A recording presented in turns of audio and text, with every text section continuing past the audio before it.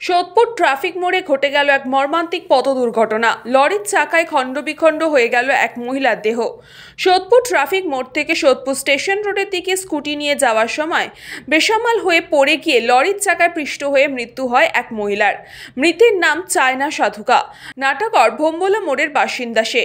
তার বয়স আনুমানিক 55 বছর। স্থানীয় সূত্রে খবর, চায়না সাধুকা নামে মহিলাটি মেয়ে স্কুটি চালাচ্ছিলেন।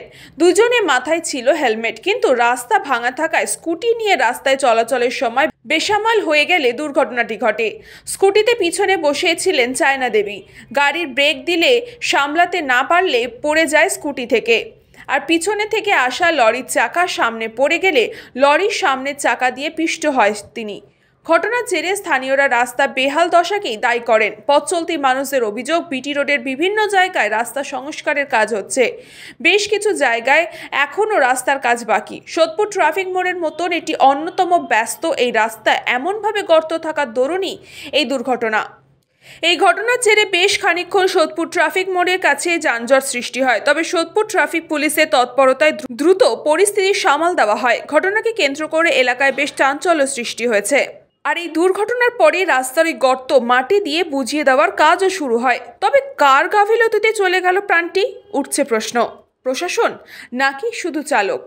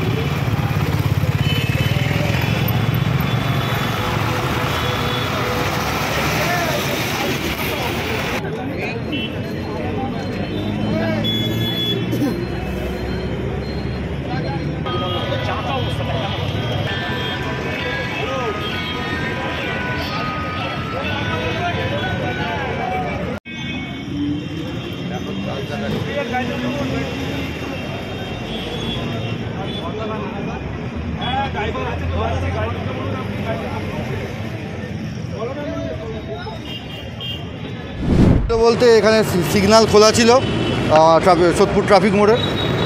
ইনি আসছিলেন যে ভদ্রমহিলার অ্যাক্সিডেন্ট হয়েছে, ওনার মা পিছনে ছিলেন আর ভদ্রমহিলা চালাচ্ছিলেন স্কুটিটা।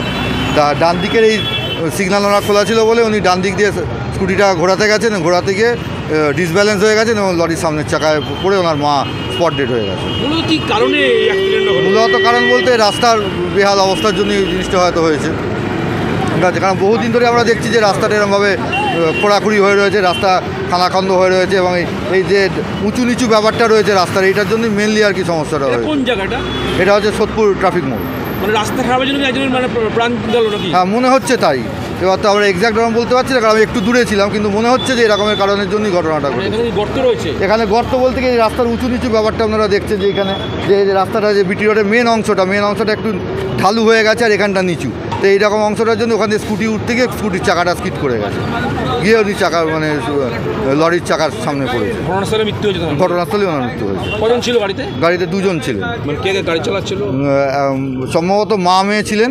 ঠিক আছে, মেয়ে গাড়ি চালাচ্ছিলেন, মা মারা গেছেন। ঠিক আছে, মা সম্ভবত পিছনে মা পিছনে ছিলেন আর মেয়ে গাড়ি চালাচ্ছিলেন। এই ধরনের রাস্তার জন্য এখন জীবন যাচ্ছে, এটা আমাদের তো হাতে কিছু নেই করার। সেটা যদি যারা রাস্তা সারানোর দায়িত্বে রয়েছেন তারা যদি সেটা ব্যাপারটা দেখেন, সেটা আমাদেরই মনে হয় যে সেটা হওয়া উচিত। অ্যাক্সিডেন্টটা হয়েছে এখানে বিশেষত লরিটার কোনো দোষ ছিল না। এই যে এখানে রাস্তাটা যে খারাপ হয়ে গেছে না, উঁচু নিচু, এখান থেকেই স্কুটিটা ওখানে টার্ন নিচ্ছিল, চাকাটা স্কিড করে গেছে। মেয়ে চালাচ্ছিলেন গাড়ি, মেয়ে সামনে, মা পেছনে বসেছিলেন, সঙ্গে সঙ্গে পড়ে গেছেন। কী আর বলবো, তো এই ধরনের ব্যাপারগুলো যদি এখন প্রশাসন না দেখেন, ঠিক আছে, এই যে যেভাবে রাস্তাগুলো যেভাবে অ্যাক্সিডেন্ট হচ্ছে, এখনও যদি সবাই নড়ে চড়ে না বসে, তাহলে কী হবে আগামীতে? মূলত রাস্তার জন্য এই অ্যাক্সিডেন্ট হয়েছে। অবশ্যই হ্যাঁ অবশ্যই। কি কারণে অ্যাক্সিডেন্ট হয়েছে? এই যে রাস্তাটার অবস্থা দেখুন না আপনি ওইদিকে রাস্তাটা একটু ক্যামেরাটা ঘোরান তাহলে দেখতে পাবেন যে রাস্তাটা এটা কোন জায়গাটা? এটা হচ্ছে সোদপুর ট্রাফিক মোড়। কজন ছিল গাড়িতে? গাড়িতে দুজন ছিল। মানে একজন অ্যাক্সিডেন্ট হ্যাঁ, মেয়ে গাড়ি চালাচ্ছিলেন, মা ছিলেন পেছনে। মা পেছন দিয়ে পড়ে গেছে নাকি? হ্যাঁ, পড়ে গেছে। পড়ে যাওয়ার পরে চাকার তলায় চলে গেছে। ঘটনাস্থলে মৃত্যু হয়েছে। ঘটনাস্থলে মৃত্যু। এইভাবে একটা রাস্তা খারাপের জন্য মানে সাধারণ মানুষের প্রাণ গেল, কি বলবেন, কিভাবে দেখছেন ব্যাপারটা? এখন ব্যাপারটা হচ্ছে যে এগুলো বলার কিছুই নেই, তার কারণ হচ্ছে প্রশাসন যদি নড়ে চড়ে না বসে, আর এই যে গাড়ি, এই যে ট্রাফিক পুলিশ যারা রয়েছে কর্মরত অবস্থায়, তারাও তো ঠিকঠাক সেভাবে ডিউটি দেয় না। আমরা যে দেখি তারা এক জায়গায়, এখানে এক জায়গায়। এই খারাপ রাস্তায় বাইক চালাতে অসুবিধা হচ্ছে নাকি? খারাপ রাস্তায় তো বাইক চালাতে অবশ্যই অসুবিধা হয়। এই ধরনের ব্যাপারগুলো যদি সবাই না দেখে তাহলে কি করে? কৃষ্ণা পালিত, নিউজ পঙ্গো টাইম। আস্থা পলিক্লিনিক ও ডায়াগনস্টিক সেন্টার, এক ছাদের তলায় বিশিষ্ট চিকিৎসকদের চিকিৎসা পরিষেবা পেতে আজই আসুন আস্থা পলিক্লিনিক ও ডায়াগনস্টিক সেন্টারে। আমাদের ঠিকানা নোনা চন্দনপুকুর, চ্যাটার্জিপাড়া। আমাদের যোগাযোগ নম্বর 7003758330। फास्ट मूविंग वर्ल्ड में वही आगे है जिसके पास है स्पीड, जैसे मेघबाला ब्रॉडबैंड। सही स्पीड सही पहचान। सो अगर कांस्टेंट फास्ट स्पीड चाहिए तो ले आइए Meghbala broadband. New Shatarupa one stop solution for your smart choice. এখানে সকল প্রকার ব্র্যান্ডেড কোম্পানির TV, fridge, mobile, computer, laptop, sound system এবং মোবাইল ও কম্পিউটার অ্যাক্সেসরিজ সঠিক মূল্যে বিক্রয় করা হয়। প্রতিটি কেনাকাটায় আকর্ষণীয় ছাড় এবং নিশ্চিত উপহার। ঠিকানা ইন্দ্রনগর, সোদপুর, কলকাতা 110 এবং Muragachha, Sodepur, Kolkata 111। Animesh Suzuki, BT road, Agarpara. Motorcycle মানে সুজুকি। মোটরসাইকেল সেল এবং সার্ভিস করানো হয় অত্যাধুনিক যন্ত্রের মাধ্যমে। এখানে অত্যাধুনিক মডেলের বিভিন্ন গাড়ি পাওয়া যায়। পাবেন Suzuki Hayabusa, Suzuki Gixxer, Suzuki Bergman, Suzuki access 125 এবং সাথে সার্ভিস সেন্টারের সমস্ত সুবিধা। আমাদের শাখা আগরপাড়া, ব্যারাকপুর ভিআইপিতে। সকলকে সাদর আমন্ত্রণ। ওম সাই ব্যাংকুয়েট অ্যান্ড গেস্ট হাউস। আপনার পরিবারের যে কোনো সামাজিক অনুষ্ঠানের জন্য আসুন ওম সাই ব্যাংকুয়েট অ্যান্ড গেস্ট হাউসে।